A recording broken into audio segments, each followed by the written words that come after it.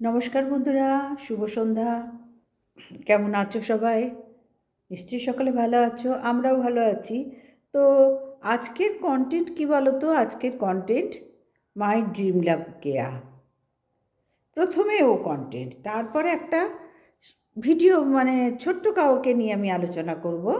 সেটা আমার কন্টেন্ট নয়, সেটা কন্ট্রোভার্সি ব্যাপার নেই, কিন্তু তাকে আমার খুব ভালো লাগে বলে তোমাদের সামনে আজকে আমি একটু তার কথা বলবো। সেও ডেলি ব্লগার। তো চলো ঢুকে যায় মূল পর্বে।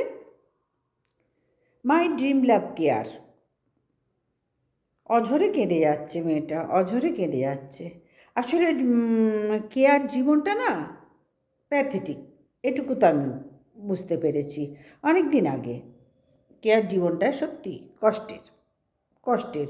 কারণ অল্প বয়স থেকে তার স্বামীর চলে যাওয়া, তারপরে তার বাবা মারও ওর সাথে ভালো ব্যবহার নয়, তার পুত্র সন্তান নিয়ে তাকে যেভাবে স্ট্রাগল করে আজকে এই জায়গায় এসছে, সত্যি খারাপ লাগে। একটা মেয়ের পেছনে যদি কোনো একটা সাপোর্ট না থাকে না, একটা ছেলে বলো একটা মেয়ে বলো, তার পেছনে একটা সাপোর্ট থাকলে না চলতে একটু হয়তো একটু সুবিধা হয়, এটা তো মানতে হবে না, সুবিধা হয়।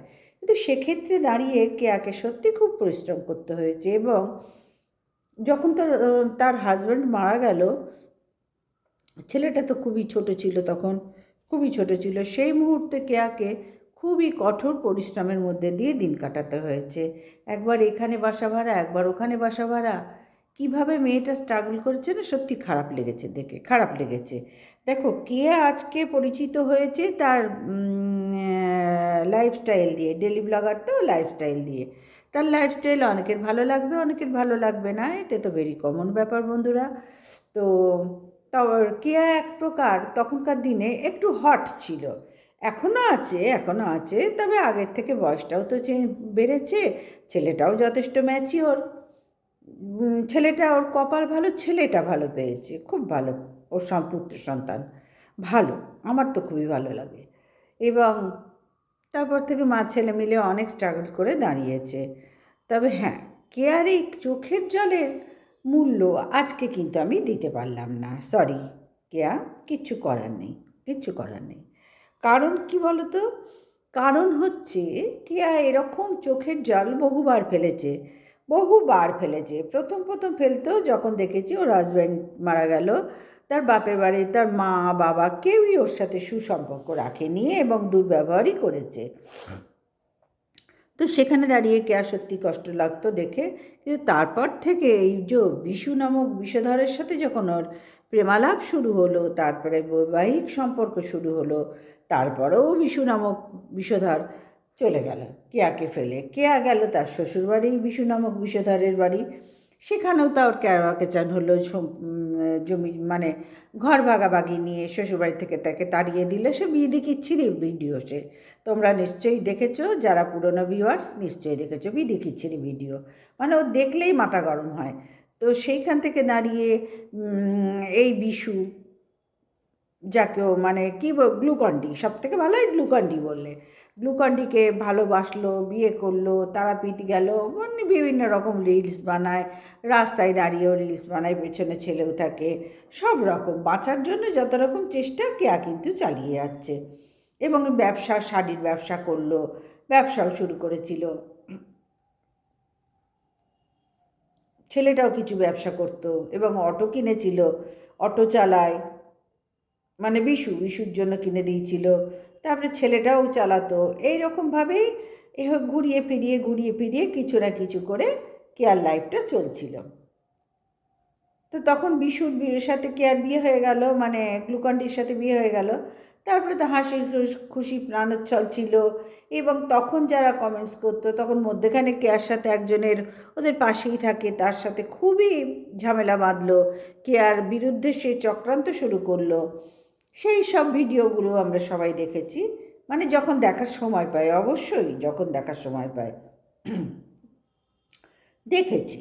কিন্তু সেক্ষেত্রে দাঁড়িয়ে কেয়া যখন এই যে গ্লুকন্ডিকে নিয়ে ঘর সংসার আবার নেক্সট বার যখন শুরু করলো, প্রথমে যখন করেছিল আসলে গ্লুকন্ডি ওর থেকে একটু হলো ছোট, একটু হলো বয়সে ছোট, মানে বেশ খানিক, একটু সরি একটু নয়, বেশ খানিকটা বয়সে ছোট। কিন্তু গ্লুকন-ডি বারবার চলে যাওয়াটা আমার কাছে ঠিক পছন্দ হচ্ছে না। প্রথমবার চলে গিয়েছিল, তারপরে হুমকি চুমকি দিল, যা নয় তাই খিস্তি দিয়ে দিয়ে ভিডিও মানে আমাদের শোনাতো, ভিডিও করতো কেয়া, সেখানে গ্লুকন-ডির সাথে কথোপকথন হতো, সেই সব মানে একদম যাচ্ছা তাই, তুই সংসার চালাবি না, ড্যাশ ড্যাশ ড্যাশ, তোর এ চালাবে, ড্যাশ ড্যাশ ড্যাশ, এই ধরনের কমেন্টস করে করে ভিডিও করতো।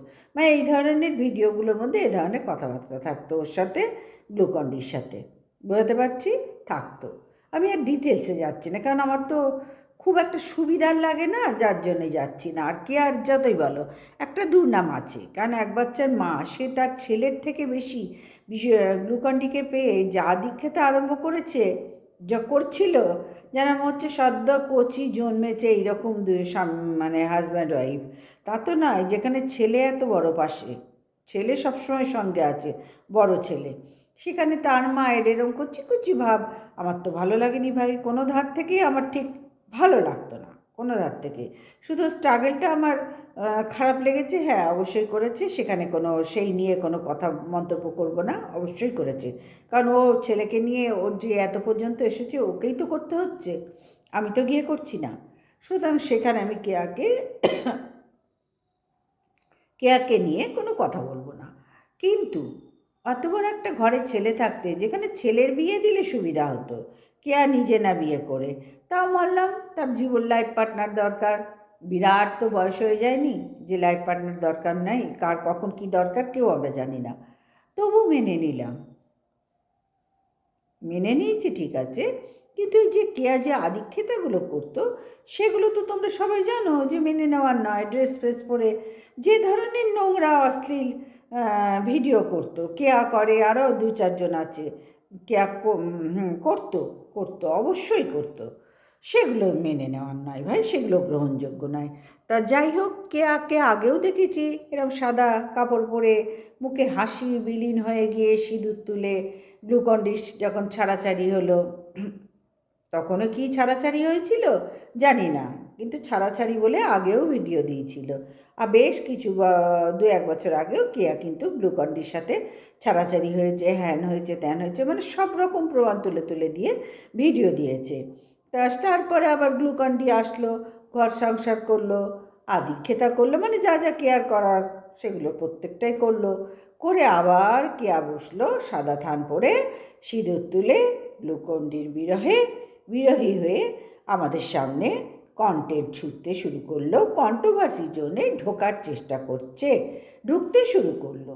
তা এবার তোমরাই বলো, একটা মেয়ের কতবার স্বামী চলে যায়, কতবার স্বামী চলে গেল বলেই সঙ্গে সঙ্গে সাদা থান পড়তে হবে ভাই? এইখানেই তো একদম ঘোর, একদম বড় একটা কোশ্চেন মার্ক থাকছে। দেখো, ছাড়াছাড়ি তো হতেই পারে, হতেই পারে, কার কখন কাকে ছাড়বে কেউ জানি না, এগুলো প্রশ্নই নেই। বঞ্চে না, ছেড়ে দিয়েছে, ওদের মধ্যে এইসব আরও একটু বেশি হয়। তা আমার কথা হচ্ছে, গ্লুকন-ডি চলে গেলেই কি কেয়াকে সাদা থান পরে কন্টেন্ট হতে হবে কন্ট্রোভার্সি জোনে? হ্যাঁ, কেয়া তুমি কি বলো? আমি কি খুব ভুল বলছি?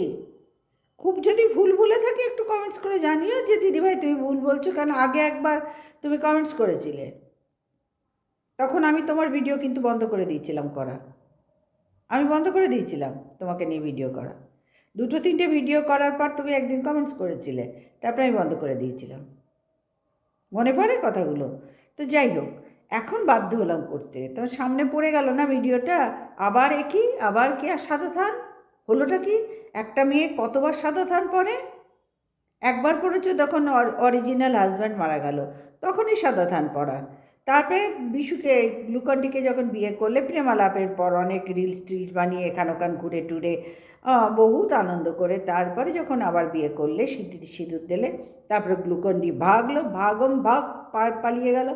জানি না সত্যি পালিয়েছিল কিনা, তবে মায়ের কাছে ছিল, তুমি বলেছো, তোমার ভিডিওর থেকে বলছি, তোমার ভিডিও আমি, দেখো আমি ভিডিও টু ভিডিও করি, হ্যাঁ, বাড়িয়ে কাউরির থেকে কথা শুনে বা এখান থেকে ওইখান থেকে নিয়ে আমি করি না, তোমার ভিডিও দেখেই বলছি। গ্লুকন-ডি চলে গেল, তুমিও শ্বশুরবাড়ি গেলে, কেওড়া কিচান হলো, জুতো ছোড়াছড়ি হলো, জুতো মারপিট হলো, জুতোর মেলা বসলো, তারপরেও গ্লুকন-ডিকে বুঝিয়ে বা যে ঘরে একটা সমর্থ ছেলে থাকতে, যেখানে ছেলের বিয়ে দেওয়ার, সেখানে তুমি বিয়ে করলে, মেনে নিলাম, তোমার লাইফ পার্টনার, তোমার লাইফ তুমি বুঝে নেবে, আমার তো কোনো মাথা ব্যথা নেই। কিন্তু যেহেতু কন্ট্রোভার্সি ক্রিয়েটার, তুমি কন্টেন্ট ছুড়ে দিচ্ছ, তুমি আবার চাইছো কন্ট্রোভার্সির জন্য ঢুকতে, বোঝাই যাচ্ছে ভাই। এবার গ্লুকন ডি চলে গেলেই তুমি সাদা থান পড়ছো, তাহলে তো আমি বলবো গ্লুকন ডির অমঙ্গল তুমি চাইছো। তুমি সত্যি যদি গ্লুকন ডিকে ভালোবাসতে, ওকে স্বামী হিসেবে মেনে নিতে, তাহলে তোমার বনিবনা যে হচ্ছে না, ও চলে গেলেই, আদৌ এবারে চলে গেছে কিনা কে জানে, পাশের ঘরে হয়তো আছে, তো চলে গেলেই সাদা ধান কেন করতে হচ্ছে ভাই? আমরা তো হিন্দু নারীরা জানি, বা হিন্দু শাস্ত্রে আছে, যখন হাজব্যান্ড চলে যায় সাদা ধান পরতে হয়, বা যখন স্ত্রী মারা যায় পুরুষদের তো কোনো পোশাকের পরিবর্তন হয় না, একটা স্ত্রীদেরই হয়, মানে নারীদেরই হয়। তো সেক্ষেত্রে আমরা দেখেছি। কিন্তু তোমার ক্ষেত্রে বারবার সাদা ধান কেন করতে হচ্ছে? তাহলে তুমি তো সবচেয়ে বেশি গ্লুকন ডির অমঙ্গলকারী মহিলা, অমঙ্গলকারী নারী ওর জীবনে, গ্লুকন ডির জীবনে সবচেয়ে বেশি অমঙ্গলকারী নারী তুমি। তো সেখানে দাঁড়িয়ে আবার কার্য কেন? একই কান্নায় আমরা কান্নায় ভেঙে পড়ছো। তুমি এই শীতকাল এসে গেছে বুঝলে ভাই, অনেক মাঠে ঘাটে দেখবে যাত্রা হয়, বুঝতে পারছি, তুমি ওই যাত্রায় নাম লেখাও তো। কেন তুমি কিন্তু দুর্ধর্ষ অভিনেত্রী, এটুকু আজকে আমাকে বলতে মানে বাধ্য হলাম। দুর্ধর্ষ অভিনেত্রী, একটা নারীর বারবার ছেড়ে চলে গেলে, কোন নারী হিন্দু ধর্মে কোন ধর্মে আছে বলো তো সেই স্ত্রী বারবার সাদা থান পরে? হ্যাঁ, তুমি একটু ধর্মটর্মগুলো দেখো, দেখো, তারপর না হয় কন্ট্রোভার্সির জন্য কন্টেন্ট হও। তুমি কিছুই দেখলে না, হঠাৎ কেঁদে লুটু, ওরে বাবা! এই দেখো, তুমি কি লিটিল হার্ট ভালোবাসো? তাহলে তোমাকে এক প্যাকেট লিটিল হার্ট পাঠালাম, আমি খেলাম, আমার ছেলে দিয়ে গেল। এই দেখো, আমি ঠিক ধরছি তো? হ্যাঁ, লিটিল হার্ট। হুম, তুমি এই লিটিল হার্ট খাও, কারণ তোমার লিটিল হার্টের তুমি অমঙ্গল চাইছো। একটা মানুষ তোমাদের ছাড়াছাড়ি আগে হয়েছিল, এবারে কি সত্যি ছাড়াছাড়ি হয়েছে? তোমার যখনই ভিউজ কমে যায় তখনই তুমি এরম নটঙ্কি করো, তুমি সত্যি অরিজিনাল নটঙ্কি। আর ওই যে বললাম শীতকাল এসে গেছে, আগে তো খুবই হতো, এখনও হয়, একটু খোঁজখবর চালিয়ে দেখো তো, হাটে মাঠে ঘাটে হয়, যাত্রা শুরু হবে এবার শীতকালে। শীতের এইগুলো ব্যাপার জানো তো, যাত্রা ভালো হয়। তুমি দেখো তো, সেখানে নাম লেখালে আমার মনে হয় তোমাকে হিরোইনের রোলে অবশ্যই তারা নেবে তোমাকে দেখা মাত্র। কারণ এইরকম দুর্ধর্ষ অভিনেত্রী ভাই বহু যুগ পরে তারা যাত্রাপালায় পাবে। যে ঘন ঘন স্বামী ছেড়ে চলে গেলে তাকে শীতে সিঁদুর তুলে সাদা ধান পরতে হয়। ছি ছি, কে আর লজ্জা করে না? যাকে নিয়ে এত কান্নাকাটি করছো তার অমঙ্গল তো তুমি নিজেই চাইছো। গ্লুকন-ডি গেছে কি আছে সেটা আমরা কেউ জানি না, তুমি যা বলছো তার উপরে ভিডিও করছি। কিন্তু আমার কথা হচ্ছে, সে তো মরে যায়নি ভাই, সে তো মরে যায়নি, সে তো বেঁচে আছে বলতবিয়াতে, শাশুড়িরে। আগের বারে তো যখন চলে গিয়েছিল তখন তুমি সাদা থান পড়েছিল, তাই তুমি লাইফে কতবার সাদা থান পড়ছো? একবার তোমার হাজব্যান্ড যখন চলে গেল তখন তুমি সাদা থান পরলে, সেটা মেনে নেওয়া গেল অবশ্যই। তারপরে গ্লুকন-ডি ছেড়ে চলে গেল, জুতো পেটে শ্বশুরবাড়ি গিয়ে বিশাল ক্যাঁচাল হলো, জুতো পেটা হলো, সেখান থেকে আসলে সাদা থান পরলে। আবার এখন মানে নাটক করতে বসেছ সাদা থান পরে। তাহলে তুমি নিজে বলো যে গ্লুকন-ডির ক্ষতিকারক মহিলা তুমি, কেন আবার, সরি এই কথাটা বলাটা ঠিক হচ্ছে না, তুমি বলো যে গ্লুকন-ডির কোন মঙ্গলটা তুমি চাইছো বারবার একটা মানুষকে মৃত সাজিয়ে? তোমার ছেড়ে গেছে বনিবানা হচ্ছে না, আমি তোমার কথাতেই মেনে নিলাম, কিন্তু সাদা থানটা কিসের জন্য পড়ছো? তো কি ভাবছো যে কন্ট্রোভার্সি ক্রিয়েটাররা এতই নাদান, তারা কিছুই বোঝে না? আমার তো সবচেয়ে বড় জিজ্ঞাসার চিহ্ন তোমার কাছে রাখলাম, তুমি কতবার সাদা থান পড়বে? তোমার রিয়েল স্বামী যখন মারা গেল তখন পড়েছো, সেটাই তো ঠিক ছিল। কেউ ছেড়ে গেলে, প্রেমিক ছেড়ে গেলে সাদা থান পরে প্রেমিকা দেখায়? দেখায়? আজ পর্যন্ত কাউকে দেখিনি, তোমাকেই বারবার দেখছি। ঘরে সমস্ত ছেলে থাকতে তার বিয়ে না দিয়ে নিজে বিয়ে করে আয়েশ করছো, তোমাকেই প্রথম দেখছি, তোমাকেই দেখছি। তোমার খারাপ লাগে না কেয়া? কন্টেন্ট অন্যরকম কিছু নিয়ে এসো, বারবার গ্লুকন-ডিকে মেরে সাদা থান পরে আসতে হচ্ছে কেন? তাহলে তার মায়ের তো অবজেকশন থাকতেই পারবে, এরপরে যখন শ্বশুরবাড়ি যাবে তখন আবার আগে জুতো পরেছে, আবার কি ঝ্যাটাপ্যাটা পরে, আমরা তো জানি না, আমি তো জানি না, হয়তো কিছু পরবার জন্য তারাও রেডি করে রেখে দিয়েছে। তাহলে ভাবো তোমার পরিণতি কোথায়, ভাবো একবার। এইবার যদি সত্যিই চলে যায়, আমার জানা নেই, তুমি বলছো তাই বলছি, জানার কথাও তো নয়। আমরা তো কোনো কন্ট্রোভার্সি ক্রিয়েটার কাউরির বাড়ি ঘুরে কন্টেন্ট জোগাড় করি না, ওটা আমাদের কাজ না। আমরা ভিডিও টু ভিডিও করি এবং সোশ্যাল মিডিয়ায় যা তোমরা এই অপপ্রচার করছো, তোমরা নোংরামি করছো, তোমাদের ভিডিও দেখেই আমরা কন্টেন্ট করি। তাহলে তুমি নিজে বলো যে আজকে যদি ছেলের বিয়ে দিতে তাহলে তুমি সুখী হতে, না গ্লুকন ডিকে নিয়ে সাদা দান দুবার, প্রথমবার হলো, এটা সেকেন্ড বার সাদা দান পরে চোখের জল ফেলে সুখী হয়েছো? নিজে বলো তো, নিজে বলো। ছেলেটার সুখে থাকলে তুমি সুখী হতে একটা মা হয়ে, না গ্লুকন ডিকে একটা জীবিত মানুষকে বারবার মেরে তুমি সুখী হচ্ছ? কোন পয়েন্টটা ঠিক? একটু মানে বিষয়গুলো খেয়াল করে তারপরে কন্ট্রোভার্সি জন্য এসো। ভালো লাগবে জানো তো। যারা নতুন তারা অনেক কিছুই জানে না, কিন্তু যারা পুরনো, তোমাকে তো আর আজকে দেখছি না কে আমাসি, আজকে দেখছি না, বহুদিন থেকে দেখছি বাবু। তাহলে একটু খেয়াল করো যে কথাগুলো বললাম। আর কন্ট্রোভার্সির জন্য যখন আসতেই চাইছো, welcome welcome my dream love Keya, welcome. কিন্তু ভাই কন্ট্রোভার্সি জোন, বুঝতেই পারছো, ও শ্বশুরবাড়িতে জুতো খেয়েছো, তারপরে এবারে কি খাবে আমার জানা নেই। আর কন্ট্রোভার্সির জন্য কী দিতে পারবো তোমাকে আমার তাও জানি না, তবে দেওয়ার চেষ্টা করবো ঠিকঠাক মতন কিছু। হ্যাঁ, তো চলো বন্ধুরা, আজকে ভিডিওটা এই পর্যন্তই রাখলাম। সবাই ভালো থেকো, সুস্থ থেকো। আর হ্যাঁ, আর একটা বলছিলাম না, ছোট্ট করে একটা, একজনের মানে আমার ভালো লাগার একজনের, সেও ডেলি ব্লগ করে, মুন আনলিমিটেড। মুনকে আমার ভীষণ ভালো লাগে। একা স্ট্রাগল করা মুখের কথা নয়। সে ইউএসএতে থাকতো কেন না, তার খুব ইচ্ছা ছিল বিদেশে গিয়ে স্টাবলিশড হওয়ার। তার ছেলে মেয়ে দুজনেই বিদেশেতে, ওখানেই জন্মেছে, ওখানেই আছে।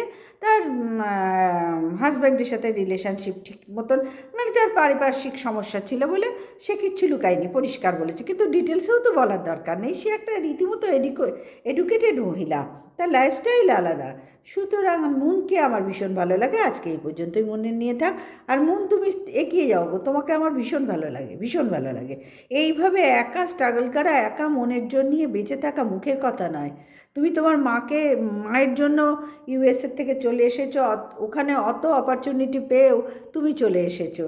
এইটাই তো সন্তানের কর্ম গো, তুমি তো করেছো। আর মেয়েটাকেও, গুড্ডিকেও তো পাঠিয়েছো। এখানে ম্যাগু আছে, ম্যাগুকে নিয়ে দিবি, তোমার ভিডিওর মধ্যে মধ্যেই দেখি। রোজ সময় পায় না ভাই, মধ্যে মধ্যেই দেখি। আমার খুব ভালো লাগে, তোমার লাইফস্টাইল আমার খুব ভালো লাগে। একটা মানুষের এইভাবে একা বেঁচে থাকার লড়াই দুর্দান্ত লাগে, দুর্দান্ত লাগে। তোমাকে আমার প্রশংসা করতে ইচ্ছা করে। সত্যিই তুমি প্রশংসনীয় মহিলা, এত গুণ থাকা সত্ত্বেও। সত্যি তুমি প্রশংসনীয় মহিলা। তোমার মায়ের যেভাবে তুমি দেখভাল করেছো সন্তান হয়ে, তোমার মেয়েকে যেভাবে তৈরি করে গুড্ডিকে আজকে ইউএসএতে চলে গেল, কত সুন্দর চাকরি করছে। আর তুমি যখন খাচ্ছ ডিনার, কী বলবো, ব্রেকফাস্ট খাচ্ছ, তখন গুড্ডি রাত্রিবেলা অফিস থেকে ফিরছে। সেটাই তো হয়। এখানে যখন ধরো 10টা 11টা, তখন ওদের 7টা 8টা 9টা এরকমই হয়। আমাদেরও যারা থাকে, মানে আমার মাস্তুতো বোনরা সব থাকে, তারা ওখানে সব সার্ভিস বহুদিন ধরে, তারা বিশাল বিশাল পজিশান। কেউ ডাক্তার, কেউ আমেরিকার ইউনিভার্সিটির কী বলবো লেকচারার। তারপরে ওরা ওখানে সব ল্যাবে চাকরি করে, মানে এ করে, তোমাদের কি বলো না, ওগুলো প্র্যাকটিস করে, মানে ওদের বহু বছর হয়ে গেছে আজকে, সব আমাদের বয়সী সব। সুতরাং ওদের লাইফস্টাইল, যখন আমাদের ভিডিও কলিং হয় না, তখন বলে হ্যাঁ রে কেমন আছিস, তখন ওদের রাত্রির, মানে আমি যখন আমাদের সাথে যখন কথোপকথন হয়, তখন বলছে এই তো ল্যাবে বসে আছি, বেশি কথা বলবো না, আস্তে আস্তে কথা বলবো, স্বাভাবিক, আমরা তো আর জানছি না কোথায় আছে। তো এইগুলো হয় বন্ধুরা, ভীষণ ভালো লাগে মনের এই লাইফস্টাইলে। আর গুড্ডির সাথে আলাপ, মানে কথা চালিয়ে যাও, গুড্ডিকে নিয়ে, ম্যাগুকে নিয়ে ভালো থাকা। আর তোমার পুত্র সন্তানও তো ইউএসএতে থাকে। খুব ভালো ভালো ভালো লাগে। মায়ের আশীর্বাদ অবশ্যই তোমার সঙ্গে থাকবে। যে তুমি আজকে যে দুঃখ করলে, শুনে ভীষণ মনটা খারাপ হয়ে গেল, যে আর আমি যাবো কোথায়, মা তো নেই। এরম স্বপ্ন না হয় গো। আমিও কিছুদিন আগে যখন হসপিটালে ছিলাম, আমারও হয়েছিল। হসপিটাল থেকে রাত্রিবেলা চলে এলাম, এসে শুয়ে ঘুমোচ্ছি, তখন তো অসুস্থ। ভোরবেলার দিকে স্বপ্ন দেখছি, আমার মা আমার মাথার না হাত বুলিয়ে বুলিয়ে বলছে, মানারে কষ্ট হচ্ছে, কষ্ট হচ্ছে, এই কথাটা মা বলছে। স্বপ্নে মাকেই দেখা যায়, মাকে বাবাকে দেখা যায় গো। যে যতই বলুক তারা কেউ নেই, কিন্তু মনের ভেতরে তো তারা সারা জীবন আছে না, আছে তো। সন্তানদের ছেড়ে যাবে কোথায়? মনে থাকতেই হবে তাদেরকে। আজকে তারা হয়তো যেখানে জন্মেছে অনেক বড় হয়ে গেছে, কিন্তু আমাদের মনে তো আমাদের বাবা মাই সব, তাই না বন্ধুরা? আমার মনে হয় সবারই তাই। আর এই রকম জিনিস মনে হয় সবার ক্ষেত্রেই হয়। তো চলো বন্ধুরা, সবাই ভালো থেকো, সুস্থ থেকো, আর তুমিও খুব ভালো থেকো, সুস্থ থেকো। আজকের মতন আসলাম। Good night, tata.